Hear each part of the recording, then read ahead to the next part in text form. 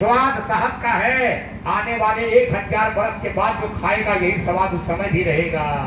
इसलिए गुरु महाराज बताए कि माछी मत बनो, मधुमक्खी बनो। माछी की तरह ना कि उसी मुंह में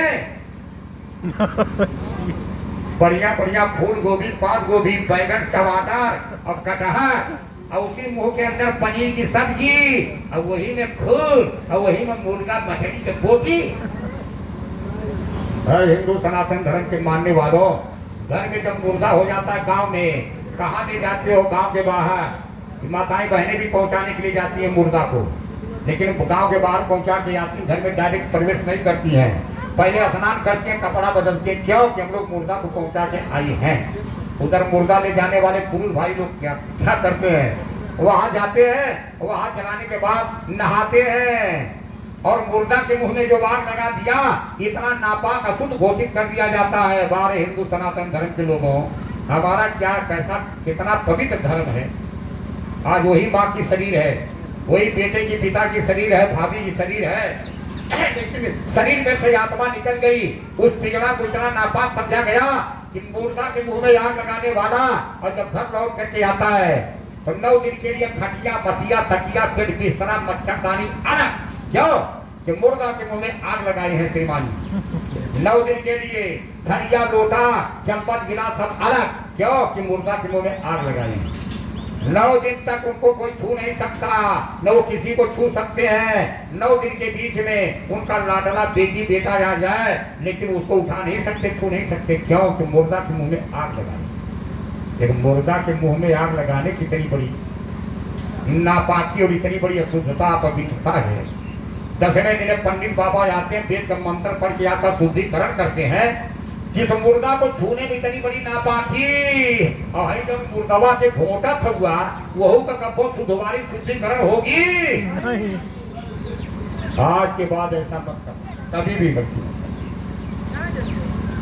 थोड़ा सा और समझ लीजिए, थोड़ा सा। अरे वारे मेरी भारत, धन्य भारत। ये भारत मदिरा पीने वालों का देश नहीं है, मदिरा शराब पीने वालों का देश कौन है? चीन है, जापान है, और उधर लंदन है, इंग्लैंड है, उधर अमेरिका है।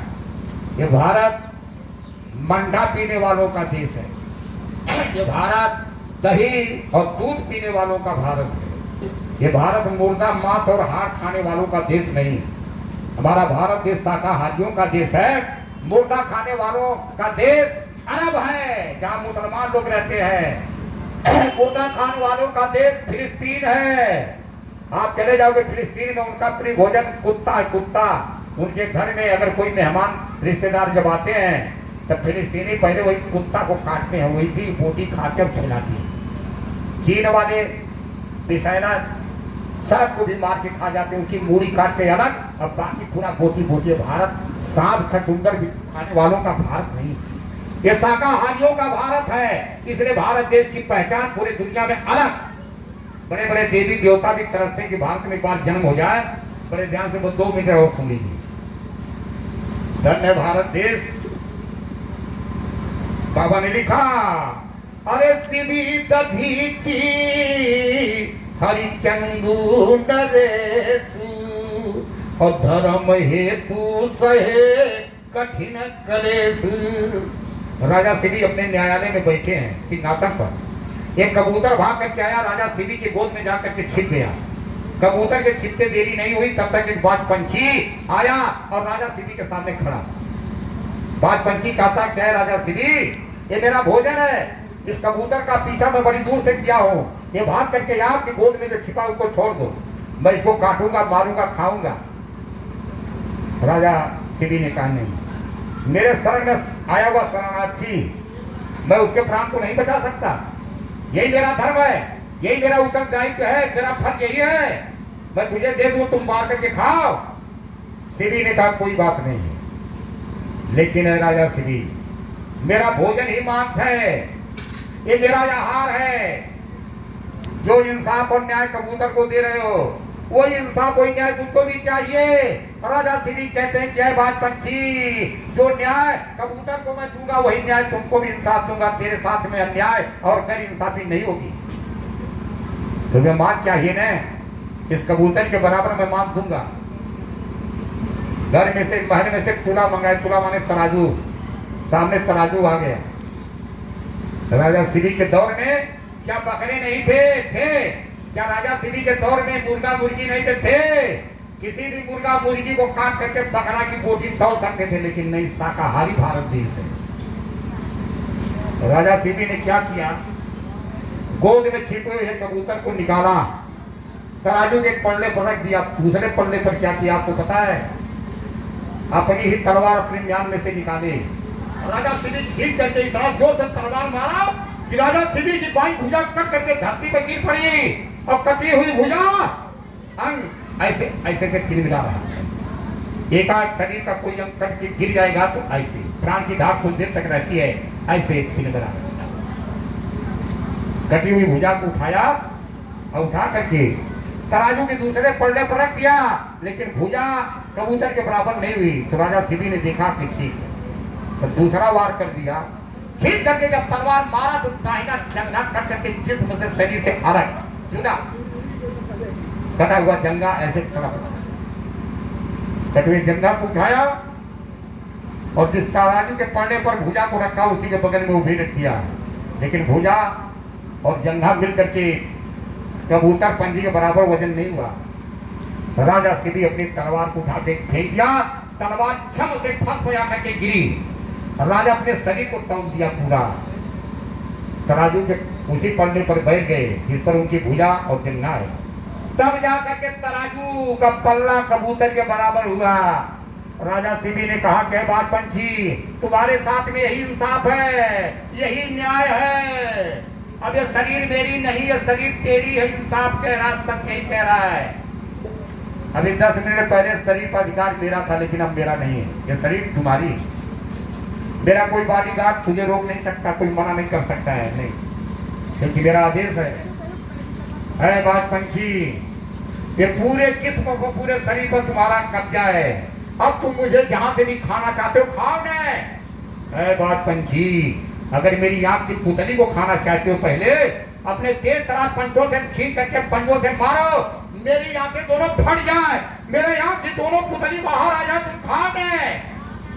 बात पंछी, अगर मेरे कलेजा को पहले खाना चाहते हो, अपने तेज तरार पंजों से खींच करके मारो, मेरा जिगर फटे, मेरा कलेजा बाहर आ जाए, तुम खाओ न। मेरा कोई बॉडीगार्ड तुम्हें रोक नहीं सकता है। राजा शिवी के बुखार में से इतनी जब आवाज निकली, भगवान का सिंहासन टकमगा उठा, भगवान हिल गए। भाग करके राजा शिवी के सामने आकर के भगवान को खड़ा होना पड़ा। आवाज ये बस, रुक जाओ राजा शिवी, रुक जाओ। वही भारत है जिस भारत के लोग, हमारे पूर्वज लोग एक पंछी की जान बचाने के लिए अपने जिस्म को टुकड़ा टुकड़ा करके जो वजन कर दिए, अब आज उसे हिंदू सनातन धर्म में आप जन्म लेकर के पैदा होकर के अब कहते हो, क्या कहते हो, जब मजा इस पनीर की सब्जी में टेस्ट नहीं आता, मजा वही मुर्गा की बोटी में टेस्ट लेने में। जहाँ भारत के लोग पंछी को बचाने के लिए अपने जिस्म को टुकड़ा टुकड़ा कर डाले, और आप वहीं पर उन पंछियों का टेस्ट लेने के लिए उनको खुद ही टुकड़ा टुकड़ा काट करके खा रहे हो। कभी घोड़े से मत समय नहीं तो बहुत कुछ बाकी था भी। अभी सदगुरु की महिमा बाकी रह गई। सदगुरु जो ज्ञान देते हैं, उस ज्ञान की महिमा क्या है वो भी बाकी रह गया।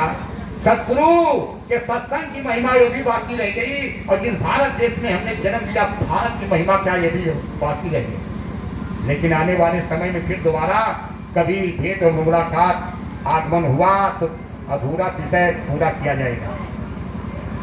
बड़ी दूर से आया,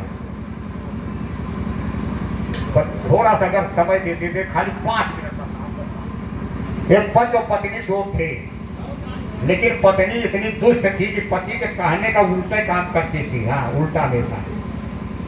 पति जी गर्मी के महीना में कहते थे कि धर्म पत्नी जी जरा ठंडा पानी पिला, तो ठंडा पानी की जगह पर पत्नी जी क्या करती थी, पानी को आधार बना के खौलाती थी। अब खौलती हुए पानी को गर्मी के महीना में ला करके थमाती थी। ये बताइए, गर्मी के दिन में गर्म पानी खोलता जल्दी कोई उससे पेट भरेगा? लेकिन मजबूरी उल्टा काम करती है। ठंडी के महीना में पति जी कहते थे कि धर्म पत्नी जी बड़े कड़ाके की ठंडी पड़ रही, जरा पानी को गर्मा करके ले आओ। तो क्या करती थी, पानी में बर्फ डाल करके वही बिल्कुल एकदम ठंडा बर्फ का पानी डाल करके दे पियो पियो। पति जी का मन कहता था कि आज थोड़ा पक्का भोजन बनेगा, यदि पूरी और सब्जी। कहते पत्नी जरा आज पक्का भोजन बनाओ। तो पत्नी जी क्या करती थी, उल्टा दाल रोटी भात चावल बनाती थी। और जब इनका मन कहता था कच्चा भोजन तो बनाती थी पक्का, यानी उल्टा काम हर काम।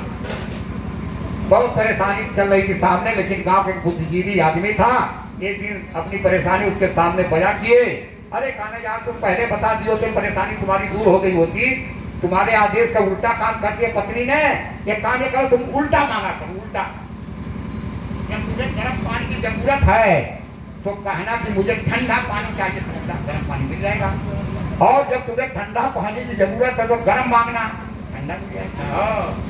तुम्हारा मन कहता कि कच्चा भोजन तो मांगना पक्का, कच्चा भोजन मिल जाएगा। कहा बाहर दूसरी दिन उसकी पूरी व्यथा पूरी दर्द दूर हो गई। धीरे धीरे 50 साल से ऊपर उम्र हो गई और चारों धाम करने के लिए पति पत्नी लोग निकले। चारों धाम करते करते यहाँ किसी पटना गया में आए। तो गया में पंडा बाबा लोग और गंगा जी में गाय को खड़ी कर देते हैं कमर भर पानी में, और जिनको भवसागर से पार होना होता है और वही गाय की पोंछ पकड़ा देते हैं। एक मेरा गुरु भाई पहुंचा, देखा कि गाय भूख से तड़प रही है, एकदम हड्डी हड्डी सामने दिखाई दे रही है। क्यों इतना भोजन नहीं कराते भर पेट कि गाय अगर तगड़ी रहेगी मजबूत रहेगी तो दिन भर पानी नहीं खड़ी रहेगी, ले देकर के भाग जाएगी, इसीलिए भोजन भी नहीं देते हैं। तुम्हारा गुरु भाई 2 किलो लाई 1 किलो गट्टा लेकर के और इसके बाद गौ माता के सामने और लगा खिलाने। पंडा जी बोले क्यों रे पागल, सब लोग पीछे और तुम आगे, खबरदार बोलना मत, तुम्हारे बस की बात है। पंडा जी कहने भैया 2-4 हजार 200-400 रुपया ले ले, लेकिन मेरा जो बिजनेस धंधा व्यापार पर रोजी रोटी पर धप्पा मत लगाओ, मत बाधक बनो। ऐसे लोग चल रहे। तो दोनों पति पत्नी पहुंचे आपके गया में। पति जी बोले कि पत्नी जी आप पहले जो जाइए गाय की पोंछ पकड़ के बहुत बैठलगी नदी पार हो जाएगी, फिर बाद में मैं अपना नंबर लगाऊंगा। तो पत्नी गई और इसके बाद गाय की पोंछ को पकड़ी और गाय के नीचे मछली जो है कुछ पकड़ लिया, कोई मछली। गाय जो है मतलब भड़क गई और भड़क करके जोर से धक्का मार करके इधर बाहर की तरफ नहीं, गंगा माई के धारे की तरफ तैर गई। इधर पत्नी जी पोंछ पकड़ी है गाय की। वो विद्वान की बात जल्दीबाजी में पति जी भूल गए। पति जी सोचे कि मेरी पत्नी अब बह जाएगी क्या। तो पति जी बोले अरे पत्नी जी, अरे गैया माई के पोछिया जरा मजबूत से पकड़े रहना। होकर काम हमेशा यादव उल्टे था। अगर कहे होते कि गाय की पोंछ को छोड़ दो तब मैं जकड़ के पकड़ती, और जब ये कहे कि जरा मजबूत से पकड़ना और तब तक पोछिया छोड़, उल्टा उसी में तरह के मर गई।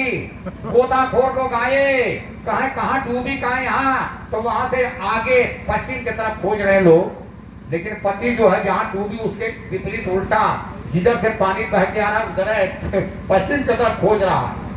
लोगों ने कहा कि क्यों मेरे भाई, अरे डूबी यहाँ पर तो बाकी आगे न गई होगी इधर पूरब दिशा और आप पश्चिम से खोज रहे हो। पति बोला कि मेरे भाई जिंदगी भर उल्टा ही काम किया है, इसलिए मरने के बाद भी चीजें नहीं बही होगी, उल्टा ही। अब कहोगे कि नहीं हम लोग नहीं छोड़ेंगे, खाएंगे जरूर खाएंगे, पीना नहीं छोड़ेंगे, पिएंगे। मेरे भाई मैं हाथ जोड़ रहा हूँ, हम लोग डंडा से नहीं समझाएंगे। कहा कबीर समझाओ तो समझेबे करब और ना मनवा तो हम काम। अरे अपरवन क्या करिए। मेरे पास मैं कोई वक्ता प्रवक्ता विद्वान नहीं मेरे भाई, माफ करना, मैं जाके विश्वकर्मा लोहार हूँ। हमारे यहाँ कोई जब मुर्दा हो जाता टिक्की बनाई जाती है तो 6-7 गांव में मुझको टिक्की भी बनाना पड़ता है। अभी कल टिक्की बनाया, ये समय लगन चलना शादी किया तो उसमें भी आपको बनाना समाप्त पड़ता है। इसलिए बाणी बोलने में कोई बाणी आवाज के विचारों को भाव या खेत पहुंचा दिया हो भावनाओं को, तो अपना समझ करके मुझे माफ करना। अरे मेरे गुरु भाइयों, धीरे धीरे धीरे धीरे बिल्कुल एकदम समय करीब आ रहा है, इसलिए पीछे कदम हटाने की जरूरत नहीं है। वीर बहादुर बलदानी मौत से डरते नहीं। एक भंवरा गुलाब की पंखड़ी में जड़ में बैठ करके और 11 महीना तक प्रतीक्षा करता रहा, लेकिन उसमें फूल नहीं खिला, न रस मिला। 12वां महीना आने वाला है। तो भौरा उस गुलाब की जड़ को छोड़ करके आगे बढ़ने लगा। तब तक एक कवि जी आ गए, कहने क्यों जा रहे हो? कहने थे 11 महीना हो गया लेकिन न फूल खिला न रस मिला, अब मैं नहीं यहाँ पर रुकूंगा। कवि जी बोले कि हे भंवरा, यही आप ही अटके रहो अरे गुलाब के मूल, यही अब तो बसंत ऋतु इन डारन व फूल। आगे बसंत ऋतु आ रही है, तुम्हें रस मिलेगा, फूल खिलेगा, इसलिए चलते रहो, चलते रहो, मंजिल मिलेगी। जय गुरुदेव।